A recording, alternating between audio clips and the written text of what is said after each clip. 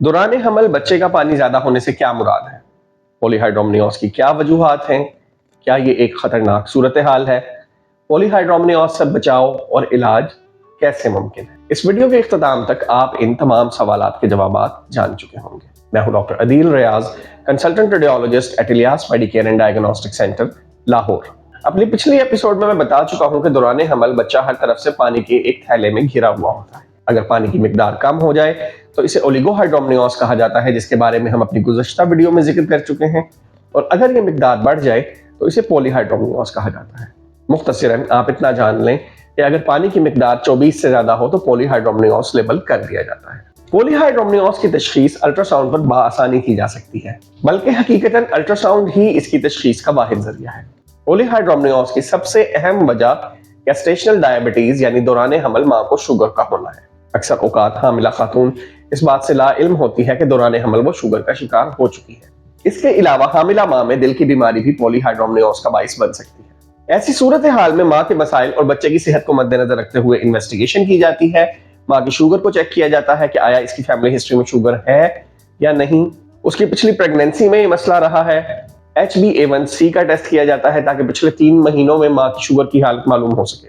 ماں کے خون کا گروپ اور کسی ممکنہ انفیکشن کا بھی معائنہ کیا جاتا ہے۔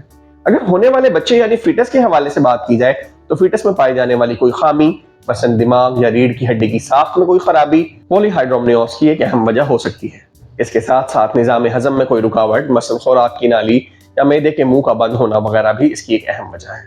ان تمام وجوہات کی تشخیص الٹرا ساؤنڈ پر بآسانی کی جا سکتی ہے۔ بچے کے لیے ایک تفصیلی سکین جو عام طور پر 22ویں ہفتے میں کیا جاتا ہے ضروری ہوتا ہے تاکہ اس کے اسکیلیٹل سٹرکچر اور دیگر صحت کے عوامل کا جائزہ لیا جا سکے۔ یہ معائنہ نہ صرف ماں کے لیے بلکہ بچے کی ولادت کے لیے بھی انتہائی اہم ہے، اور اسے ملٹی ڈسپلنری اپروچ کے تحت کیا جاتا ہے تاکہ ہر پہلو کو مد نظر رکھا جا سکے۔ اگر یہ تشخیص بر وقت کر لی جائے تو دوران حمل ہی کئی مسائل کا علاج بھی کیا جا سکتا ہے۔ کیا یہ صورتحال خطرناک ثابت ہو سکتی ہے؟ اس بات کا انحصار اس چیز پر ہے کہ کیا پولی ہائیڈرومنیوس کی بر وقت تشخیص کر کے اس کا علاج شروع کیا گیا ہے یا نہیں۔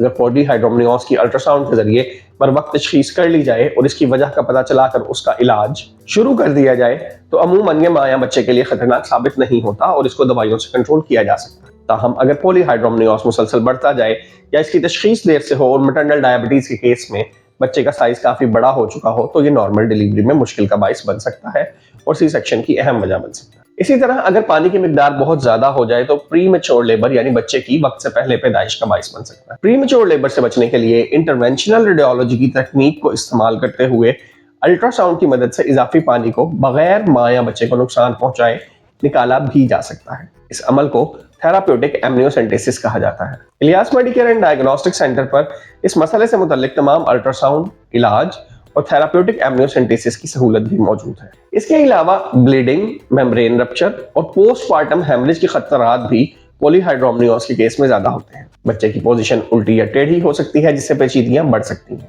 پوسٹ پارٹم انفیکشن اور ہنگامی حالات جیسا کہ کارڈ پرولیپس میں بچے کی موت بھی واقع ہو سکتی ہے۔ ان تمام خطرات کو مد نظر رکھتے ہوئے یہ لازم ہے کہ ایسی ہائی رسک پریگنینسی کو اور ہسپتال کے ماحول میں سنبھالا جائے تاکہ ماں اور بچے دونوں کی زندگی کو محفوظ بنایا جا سکے۔ اگر پولی ہائیڈرومنیوس کی وجہ گیسٹیشنل ڈائبٹیز یعنی دوران حمل شوگر ہے اور اس کا بر وقت پتہ چل جاتا ہے تو شوگر کنٹرول کرنے کے ساتھ ہی پانی کی بڑھتی ہوئی مقدار بھی کنٹرول میں آ جاتی ہے۔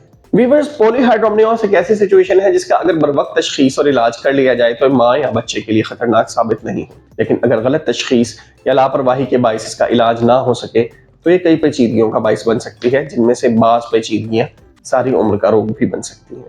ہماری یہ ترجیح ہونی چاہیے کہ ہم مسائل کو پہچانیں، ان کو ایڈریس کریں اور ان کا حل نکالیں۔ میں ہوں doctor Adeel Riaz, consultant radiologist at Ilyas Medicare and diagnostic centre, Lahore. اگر آپ یا آپ کا کوئی عزیز اس مسئلے کا شکار ہے یا آپ دوران حمل الٹرا ساؤنڈ کے بارے میں مزید معلومات حاصل کرنا چاہتے ہیں یا مجھ سے الٹرا ساؤنڈ کروانا چاہیں تو نیچے دیے گئے نمبر پر رابطہ کر کے اپائنٹمنٹ بک کر سکتے ہیں۔ اپنی اور اپنے پیاروں کی صحت کا خیال رکھیے۔ صحت کی آگاہی سے متعلق مزید ویڈیوز دیکھنے کے لیے ہمارا چینل سبسکرائب کیجیے۔ ٹل نیکسٹ ایپیسوڈ، اللہ حافظ۔